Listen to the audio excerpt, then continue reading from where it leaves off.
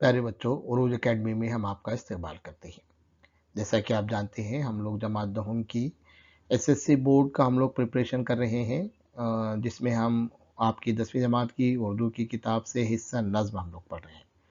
अभी तक हम लोगों ने 6 नज़्में पढ़ ली हैं, है ना? जिसमें हमद है, नात है, गीत है, अलग-अलग मरसिया है ना? कसीदा है, ये सारी चीज़ें हम लोगों ने पढ़ी हैं। आज हम लोग एक नज़्म पढ़ने वाले हैं, जिसका उन्वान है चलो के आज। चलो कि आज ये नज़्म अख्तरुल ईमान ने लिखी हुई है। ठीक है, तो ये इस सिलसिले का पहला वीडियो है। आज के इस वीडियो में हम नए अल्फाज के मायने पर गौर करेंगे, नज़्म को पढ़ेंगे, नज़्म के मतन को समझेंगे। तो जैसा कि मैं हर बार कहता हूँ, जब भी आप ये वीडियो देख रहे हैं तो आप अपने साथ पेन पेंसिल दरसी किताब लेकर बैठें। दरसी किताब आप ज़रूर लें, किताब आपके पास रहेगी तो आप अच्छे से पढ़ पाएंगे। वीडियो को रोक रोक कर देखें, लिखते चलें, खुद से लिखने की आदत डालें। आपको अपना अपना मतन बनाने आना चाहिए, है ना? जब आप शेर पढ़ते हैं, जब शेर समझते हैं, अल्फाज पढ़ते हैं, तो आपको उस लफ्ज़ से आपको कुछ लिखते आना चाहिए। जब आप खुद से लिखेंगे तो आपको बहुत अच्छा लगेगा, आपकी ज़बान क्या होगी, डेवलप होगी। ठीक है, तो चलिए तैयार हैं, हम लोग पढ़ने वाले हैं अख्तरुल ईमान की नज़्म चलो के आज। ये इस सिलसिले का पहला वीडियो है। ठीक है, चलिए नज़्म पढ़ने से पहले आप लोगों के लिए सवाल है, माशरे के अफराद अपने दुख और तकलीफ़ों को किस तरह दूर कर सकते हैं? देखिए, हम जिस माशरे में हम लोग रहते हैं, जिस समाज में हम लोग रहते हैं, आस-पास में बहुत सारे दुख और तकलीफ़ हम लोग देखते हैं। बहुत सारी परेशानियाँ हैं, दुख और तकलीफ़ों से मुराद बहुत सारी परेशानी है। जैसे गरीबी है, तालीम की कमी है, ठीक है? या फिर बेरोज़गारी है। तो ये माशरे की बात चल रही है, आपका पर्सनल नहीं है, ठीक है? तो इसको हम किस तरीके से दूर कर सकते हैं? अब यहाँ पर आप वीडियो को रोकें और अपना जवाब आप तहरीर करें। अपना जवाब तहरीर करते हैं तो आप अल्फाज भी लिखें तो कोई बात नहीं है जवाब में, या पूरा एक पैराग्राफ भी आप लिखते हैं तो कोई बात नहीं। क्या करना चाहिए? ठीक है? हम अपने तक माशरे के अफराद बोले तो हम लोग हैं, सबसे मिलकर समाज बनता है ना? समाज हम सबसे मिलकर बनता है, तो हमको उसको दुःख और तकलीफ़ों को किस तरीके से दूर कर सकते हैं? ठीक है? तो शायद आपके जवाबात कुछ इस तरीके से हों, हमदर्दी से। हमदर्दी क्या होती है कि भई हम एक-दूसरे के गम को बाँटें, तकलीफ़ों को बाँटें, है ना? आपका दुःख मेरा दुःख बने, आपकी तकलीफ़ मेरी तकलीफ़ बने। तो ये हमदर्दी से हम क्या कर सकते हैं, है ना? दुःख बाँट कर हम कर सकते हैं, ठीक है? मुश्किलों को आसान करके, मेरे हाथ में अगर कोई चीज़ है, मैं किसी के लिए आसान कर सकता हूँ, मैं किसी को अच्छी राय दे सकता हूँ, है ना? जैसे मैं एक टीचर हूँ, तब मैं क्या कर रहा हूँ भई, आप लोगों के लिए वीडियो तैयार कर रहा हूँ कि भई पूरे बच्चे 10वीं जमात के बच्चे क्या करें, इसको देखें और उर्दू सीखें। तो ये मुश्किल आसान करना कहते हैं। तो इससे क्या होगा, बच्चे पढ़ेंगे, लिखेंगे, हम मुश्किल आसान कर रहे हैं, ठीक है? सहूलत फराहम करके, अगर आपके बस में किसी को कोई सहूलत फराहम करने की है, तो आप वो सहूलत फराहम कर सकते हैं। इससे भी क्या होगा, परेशानियाँ क्या होंगी, दूर होंगी। सहारा देकर भी कर सकते हैं, ठीक है? दुःख और तकलीफ़ों क्या कर सकते हैं आप, सहारा किसी को देकर कर सकते हैं, ठीक है? या फिर मदद हो सकती है। जब भी हम मदद की बात करते हैं तो ऐसा लगता है कि भई पैसों की मदद होगी, है ना? दुःख और तकलीफ़ हर चीज़ पैसों से दूर नहीं होती, बल्कि मदद कैसी की जाए? जो आप अच्छा कर सकते हैं, उसकी क्या करें आप, मदद फ़राहम करें, ठीक है? आप अगर उर्दू अच्छी पढ़ सकते हैं, तो आप अपने साथ के दोस्तों को, सहेलियों को आप क्या करें, अपनी उर्दू अच्छे से पढ़ाएँ। आप ये नज़्म समझे हैं, तो आप अपने दोस्तों को, अपनी सहेलियों को क्या करें, ये नज़्म को समझा दें। ठीक है? तो ये क्या हो गया, इस तरीके से अगर हम काम करेंगे तो हमारे दुःख और तकलीफ़ें क्या होती हैं, दूर होती हैं। आम तौर पे क्या होता है, हर शख़्स कह रहा है कि ज़माना ख़राब है। ठीक है? माशरे के अंदर ये बुराई है, ये बुराई है, ये बुराई है, ये तकलीफ़ है, ये परेशानी है ना? बेरोज़गारी है, पिछड़ापन है, सब लोग सिर्फ़ इस पे बात करेंगे। लेकिन इसको कैसे हम दूर कर सकते हैं, इस पर आपको क्या करना पड़ेगा, सोचना पड़ेगा। ठीक है? अब समझ लीजिए एक और सवाल पे हम गौर करते हैं कि अब एक शख्स है, समझो, जो माशरे से कट के रहता है। माशरे से कट के रहना मतलब किससे लेना देना नहीं है, समाज से कोई लेना देना नहीं है। आप क्या कर रहे हैं, अपना अपना रह रहे हैं। आपको समाज के मसाइल से कोई मसला नहीं है, समाज की परेशानियों से कोई प्रॉब्लम सरोकार नहीं है। क्या क्यों नहीं होता, आप बोलते जान दो, अपना क्या करना है, मुझे क्या करना है, चलो ठीक है, छोड़ो, जाने दो। तो इसके क्या नुकसानात हैं, ज़रा बताइए, अंदाज़ा लगाइए, है ना? आप समझ लीजिए माशरे से कट के रहे हो, तो उसके नुकसानात क्या हैं? वीडियो को रोको और कुछ बताओ अहम बातें। सबसे पहली बात क्या होती है, अगर आप माशरे से कट के रहते, تو آپ کو مدد نہیں ملتی۔ ضرورت کے وقت آپ کو دیکھو، انسان کو ایک دوسرے کی مدد کی ضرورت ہے، اس لیے بولتے ہیں نا انسان کو سماجی جانور کہا جاتا ہے کہ بھئی انسان جو ہے اکیلا نہیں رہ سکتا، تو انسان کو ایک دوسرے کی مدد کی ضرورت رہتی ہے۔ تو اگر آپ معاشرے سے کٹ کے رہیں گے تو آپ کو کیا ہوتی ہے، ضرورت کے وقت کیا ہوتی ہے، مدد نہیں ملتی، ٹھیک ہے۔ دوسری بات کیا ہوتی ہے، آپ جو ہے آپ ایک ایسے ایسے شخص تیار ہو جاتے جس کو سماج سے کوئی سروکار نہیں ہے، آپ کو سماج کے کیا مسائل ہیں وہ اس سے آپ واقف ہی نہیں رہتے۔ بھائی انسان کو اویئر رہنا چاہیے، آپ کو واقف رہنا چاہیے کہ بھائی سماج میں کیا ہو رہا، لوگوں کے ساتھ کیا ہو رہا، ہم جا رہے ہیں ان کے مسائل کیا ہیں، ان کے پرابلم کیا ہے، ہم جس گاؤں میں رہتے اس گاؤں کے مسائل کیا ہیں۔ تو جب آپ معاشرے سے کٹ کے رہیں گے تو آپ کو سماجی مسائل کے مسائل معلوم رہیں گے کہ نہیں رہیں گے۔ پھر دوسری بات کیا ہوتی ہے، اکیلا پن آپ محسوس کرتے ہیں، آپ ہمیشہ تناؤ میں رہتے ہیں، یہ بہت ڈینجرس چیز ہے نا، تناؤ میں رہتے ہیں آپ۔ تناؤ کس بات کا، اکیلا پن کس بات کا، کہ بھی آپ کہیں جاتے نہیں، کس سے آپ کی ملاقات نہیں ہے، آپ کو معلوم نہیں ہے، ٹھیک ہے، آپ کس میں ملتے نہیں، تو یہ آپ اکیلے پن کا شکار ہوتے ہیں۔ خود غرضی بڑھ جاتی، جو لوگ معاشرے سے کٹ کے رہتے وہ خود غرض ہوتے، ان کو اپنی غرض سے مطلب رہتا، چلو مجھے مل گیا ختم، میرا فائدہ ہو گیا ختم، دوسروں سے کوئی سروکار ہے کیا ان کو، نہیں۔ ایک اور بات ہوتی ہے، ترقی کے مواقع میں کمی آتی، اگر آپ معاشرے سے کٹ کے رہ رہے تو ترقی کے مواقع میں کیا ہوتی ہے، کمی آتی، آپ کو ترقی کے مواقع نہیں ملتے، کیوں نہیں ملتے، کہ لوگ آپ کو رائٹ نہیں دیتے۔ ارے بھئی آپ ابھی 10ویں جماعت میں ہیں، آپ کو اردو سیکھنا ہے، اردو پڑھنا ہے، تو لوگ بولیں گے نہیں نہیں یہ دیکھو بھائی، یہ سر کا ویڈیو دیکھو، اچھا پڑھا رہے ہو، بہترین پڑھا رہے جناب یہ، ہے کہ نہیں، تو ان کا ویڈیو دیکھو آپ۔ اور آپ اگر کس سے ملتے جلتے نہیں، آپ کا کوئی لینا دینا نہیں، آپ اکیلے رہ جاتے بس، تو پھر آپ کے کیا ہوتا، آپ کی مدد کے لیے کوئی نہیں آتا، تو آپ کی ترقی کے مواقع میں کیا ہوتی، کمی ہوتی، آپ کو معلومات نہیں ہوتی۔ اگر آپ اپنا پرابلم رکھیں گے، آپ جڑ کے رہیں گے، لوگوں کے ساتھ اپنے مسائل شیئر کریں گے، کیا کرنا ہے، کیسے پڑھنا ہے، کہاں جانا ہے، بولیں گے نہیں آپ، تو آپ کے ترقی کے مواقع میں کیا ہو جاتی، کمی آتی۔ اس لیے بولتے ہیں نا معاشرے سے جڑ کے رہنا چاہیے، لوگوں سے، دوستوں سے، سہیلیوں سے آپ جڑ کے رہنا چاہیے اور شیئر کرنا چاہیے کہ چلو ایک دوسرے کی مدد آپ نے کرنی چاہیے، ٹھیک ہے۔ اور ساتھ ہی ساتھ کیا ہوتا، دیکھیے جو لوگ معاشرے میں رہتے ہیں، جو لوگ اویئر رہتے ہیں، مسائل سے واقف رہتے ہیں، تو ان کے علم اور تجربات بہتر رہتے۔ اگر آپ معاشرے سے کٹ کے ہیں تو آپ کے علم اور تجربات سے کیا ہے، آپ محروم ہیں، آپ کو علم بھی کم ہے، آپ کو تجربات بھی نہیں ہیں، تو اس کے لیے کیا کہا جاتا معاشرے سے جڑ کے رہنا چاہیے۔ آج ہم جو نظم پڑھنے والے ہیں جس کا عنوان ہے چلو کہ آج، تو یہ نظم جو ہے اسی بات کی غمازی کرتی ہے، اسی بات کی طرف اشارہ کرتی ہے کہ ہمیں کیا ہونا چاہیے، معاشرے سے مل جل کر رہنا چاہیے، معاشرے کے مسائل کو اپنا سمجھ کر مسائل کو حل کرنے والا بننا چاہیے۔ تو یہ نظم جس نے لکھی ہے ان کا نام ہے اختر الایمان۔ اختر الایمان جو ہے اردو کے بہت معروف شاعروں میں ان کا شمار ہوتا ہے۔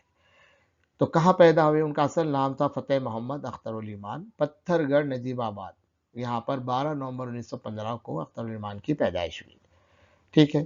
دیکھیے خاص بات یہ ہے کہ بھئی ان کی جو ابتدائی تعلیم ہوتی ہے، جو پرائمری ایجوکیشن ہم بولتے ہیں، کہ مدرسوں میں بھی، اور ایک مدرسے میں نہیں بلکہ کئی مدرسوں میں بھی، یہاں سے نکل کے وہاں گئے، وہاں سے نکل کے وہاں گئے، مدرسے میں آپ نہیں پڑھ پائے تو اسکول میں داخلہ لیا، اسکول میں اگر نہیں پڑھ پائے تو مدرسے میں داخلہ لیا، بہت سارے بچے ایسے بھی رہتے ہیں کہ اسکول سے چلے جاتے مدرسوں میں پڑھنے کے لیے۔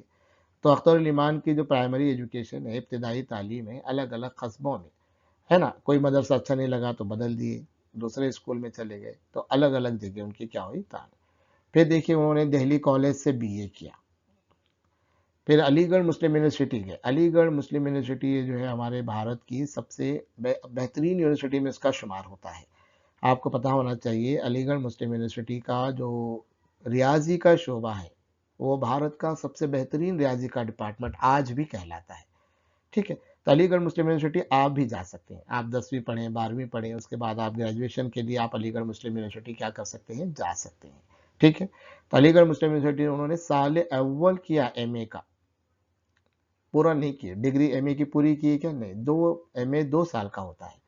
اور کہاں گئے، پونا چلے گئے، پونا میں انہوں نے فلموں کے لیے لکھا، فلموں کے لیے دیکھیے، فلموں کے لیے، ٹی وی کے ڈراموں کے لیے جو لکھتے ہیں انہیں اسکرپٹ رائٹر کہتے ہیں۔ زبان اگر آپ زبان پر عبور ہوتا ہے تو آپ کو اسکرپٹ رائٹنگ کے لیے بہت اچھے مواقع ہیں۔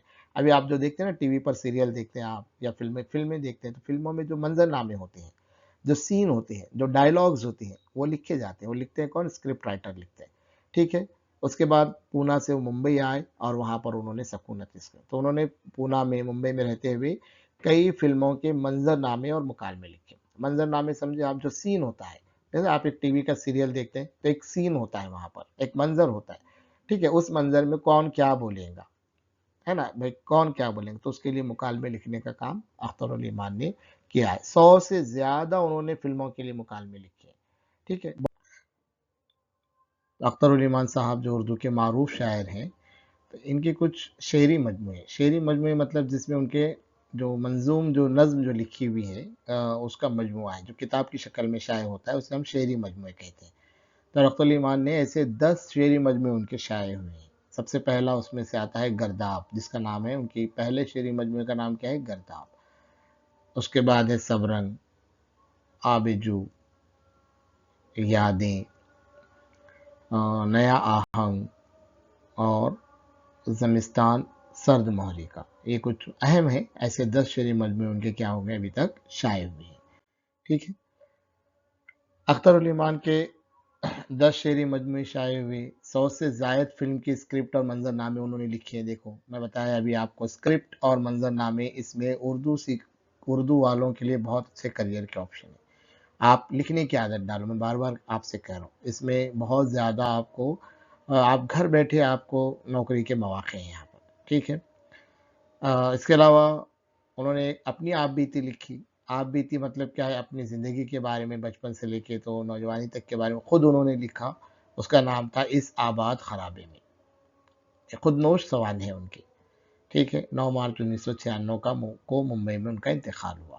تو 100 سے زائد فلموں کے لیے انہوں نے اسکرپٹ لکھی، لیکن ان کے بہت سارے مشہور ڈائلاگ ہیں جو فلموں میں مشہور ہو گئے، ٹھیک ہے۔ ایک ان کا مشہور ڈائلاگ ہے جو فلم وقت میں آیا تھا، آپ دیکھیں وقت فلم کے اندر تھا، یہ بہت مشہور ڈائلاگ ہو گیا ان کا لکھا ہوا، یہ ان کی لکھی ہوئی لائن ہے، کیا ہے، جن کے اپنے گھر شیشوں کے ہوں وہ دوسروں پر پتھر نہیں پھینکا کرتے۔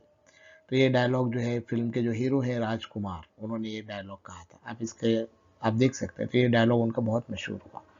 تو اختر علی ایمان کے بارے میں ہم لوگوں نے جانا۔ آئیے اب کیا کرتے ہیں، ہم لوگ نظم میں جو نئے الفاظ آئے ہیں ان کو ہم پہلے سمجھ لیتے ہیں۔ کچھ نئے الفاظ ہیں، آپ پڑھ لیجئے، اس کی فہرست بنا لیجئے، ہے نا۔ ستم دیدہ، ستم دیدہ کسے کہتے ہیں، ستم کہتے ہیں مصیبت کو، تو جس پر مصیبت آتی ہے وہ ستم دیدہ ہو جاتے ہیں، مطلب کیا، مصیبت زدہ۔ ایسے ایک لفظ ہے غم گزیدہ، دکھ کا مارا، جو ہمیشہ میں پریشانیوں میں، دکھوں میں مبتلا ہے، وہ غم گزیدہ شخص رہتا ہے۔ زخم ہائے دل، مطلب کیا ہے، دل کے زخم۔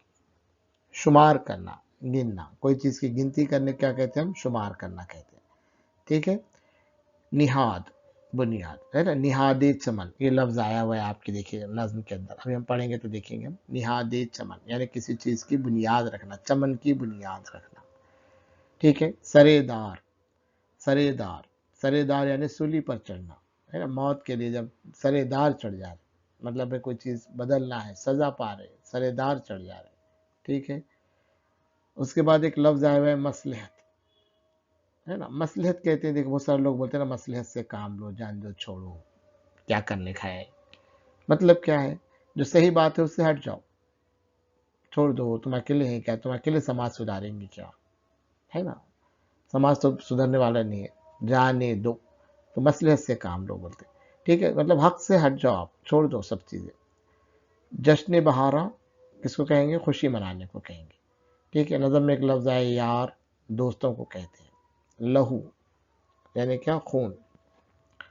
عارض، عارض گال کہتے ہیں، چہرے کے جو ہمارے جو گال ہیں دو، وہ عارض کہلاتے ہیں۔ رسم وفا، وعدہ پورا کرنا، ٹھیک ہے۔ ان الفاظ کو آپ تھوڑا سمجھ لیجئے۔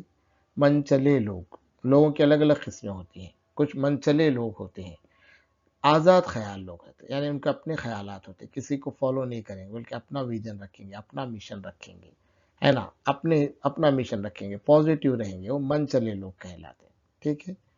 شیار، شیار یعنی طریقہ، ہے نا، اچھا شیار اختیار کرو، اچھا طریقہ اختیار کرو، ٹھیک ہے، اس طریقے سے۔ خار، کانٹا، جو پھولوں کے ساتھ، گلابوں کے ساتھ خار بھی ہوتے ہیں، کیا ہوتے ہیں، کانٹے بھی ہوتے ہیں۔ یہ کچھ نئے الفاظ تھے۔ چلیے اب نظم پڑھتے ہیں ہم لوگ۔ نظم بہت اچھی ہے، آپ میرے ساتھ ساتھ پڑھیں گے، میں ایک مصرع پڑھوں گا، رکوں گا، آپ لوگ میرے ساتھ ایک مصرع پڑھیں گے۔ کوئی جو رہتا ہے رہنے دو مصلحت کا شکار، کوئی جو رہتا ہے رہنے دو مصلحت کا شکار، چلو کہ جشن بہارا منائیں گے سب یار۔ کوئی جو رہتا ہے رہنے دو مصلحت کا شکار، چلو کہ جشن بہارا منائیں گے سب یار۔ چلو نکھاریں گے اپنے لہو سے عارض گل، چلو نکھاریں گے اپنے لہو سے عارض گل، یہی ہے رسم وفا اور منچلوں کا شیار۔ جو زندگی میں ہے وہ زہر ہم ہی پی ڈالیں گے، جو زندگی میں ہے وہ زہر ہم ہی پی ڈالیں، چلو ہٹائیں گے پلکوں سے راستوں کے خار، چلو ہٹائیں گے پلکوں سے راستوں کے خار، یہاں تو سب ہی ستم دیدہ غم گزیدہ ہیں، یہاں تو سب ہی ستم دیدہ غم گزیدہ ہیں، کرے گا کون بھلا زخم ہائے دل کا شمار۔ چلو کہ آج رکھی جائے گی نہاد چمن، چلو کہ آج رکھی جائے گی نہاد چمن، چلو کہ آج بہت دوست آئیں گے سرے دار، چلو کہ آج بہت دوست آئیں گے سرے دار۔ تو اس طریقے سے نظم آپ ایک سے دو بار پڑھیے۔ کوئی جو رہتا ہے رہنے دو مصلحت کا شکار، چلو کہ جشن بہارا منائیں گے سب یار، چلو نکھاریں گے اپنے لہو سے عارض گل، یہی ہے رسم وفا اور منچلوں کا شیار۔ جو زندگی میں ہے وہ زہر ہم ہی پی ڈالیں، چلو ہٹائیں گے پلکوں سے راستوں کے خواب، یہاں تو سب ہی ستم دیدہ غم گزیدہ ہیں، کرے گا کون بھلا زخم ہائے دل کا شمار۔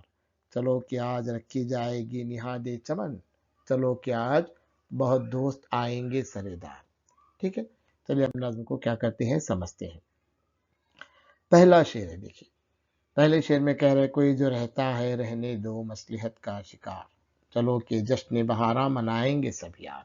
اب اس شعر کے اندر شاعر کیا کہہ رہے ہیں کہ بھی مصلحت کا شکار، کچھ لوگ کیا رہتے ہیں مصلحت کا شکار رہتے ہیں، خوف سے ڈر سے کیا کر رہے ہیں۔ جیسے ہم نے دیکھا کہ معاشرے میں اگر کوئی تبدیلی لانا ہے، کوئی کچھ کرنا ہے تو لوگ کو خوف ہوتا ہے، ڈر ہوتا ہے، ایسا کرے تو ایسا ہو جائے گا، یوں کرے تو تیوں ہو جائے گا، چھوڑو میں کیوں کروں، وائی شوڈ آئی۔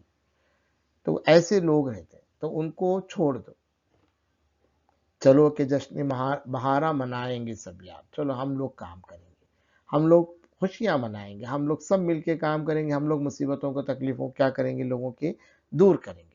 تو یہ نظم کا پہلا شعر ہے، اس شعر میں ہمیں ترغیب دیتا کہ اگر کوئی ڈر اور خوف کی وجہ سے سچائی کی راہ اگر چھوڑ دے تو اسے اپنے مرضی پہ چھوڑ دینا چاہیے، لیکن ہم اپنی راہ اختیار کریں، اس دنیا کی خوبصورتی کو محسوس کریں اور ساتھ ساتھ مل کر رہیں، اور سب لوگ ایک دوسرے کی خوشی میں کیا رہیں شامل رہیں، چلو کہ جشن بہارا منائیں گے سب یار۔ ٹھیک ہے، اگلے شعر پہ پڑھ، یہ بہت اہم شعر ہے، دیکھیے چلو نکھاریں گے اپنے لہو سے عارض گل، یہی ہے رسم وفا اور منچلوں کا شکار۔ اب کچھ لوگ تو مصلحت کا شکار ہو رہے ہیں، وہ تبدیلی کر رہے ہیں، کیا معاشرے کی برائیوں کو دور کرنا چاہ رہے ہیں، کیا نہیں، ڈر خوف یا اور کوئی وجہ سے وہ لوگ پیچھے رہ رہے ہیں، تب ہم آگے بڑھیں گے۔ کیسے بڑھیں گے؟ اپنے لہو سے نکھاریں گے، اپنے خون سے سینچیں گے، عارض گل یعنی کیا؟ اب یہاں پر اپنے ملک کو کہا گیا، معاشرے کو کہا گیا ہے کہ بھئی ہم جو ہمارا ملک جو ہے یہاں پہ تشبیہ دیا ہے اس کو عارض گل سے، شاعر نے کیا کہا ہے؟ چلو نکھاریں گے اپنے لہو سے عارض گل، تو اپنے ملک کو عارض گل کہا ہے، معاشرے کو عارض گل کہا ہے، تو اب اس کی برائیوں کو ہم دور کریں گے، اس کو نکھاریں گے، اس کو اچھا بنائیں گے، اور کیسے بنائیں گے؟ اپنے لہو سے بنائیں گے، اپنا خون سے، مطلب سخت محنت کریں گے، یہی ہے رسم وفا اور منچلوں کا شیار۔ ٹھیک ہے، تو شاعر نے شعر میں کیا کہا ہے؟ دنیا کو عارض گل کہا ہے، اور شاعر ہمیں اس بات کی تلقین کر رہا ہے کہ اس دنیا کو اپنی محنت اور جانفشانی سے سنوارنا ہے نا۔ اگر ایسا آسانی سے کوئی چیز ملتی کہ ہم کو نہیں، آپ محنت کریں گے تو ہی آپ کو چیزیں ملیں گی، مشکلات آ سکتے ہیں لیکن ہم کو اپنے وعدے کو نبھانا ہوگا۔ کیا وعدہ ہے؟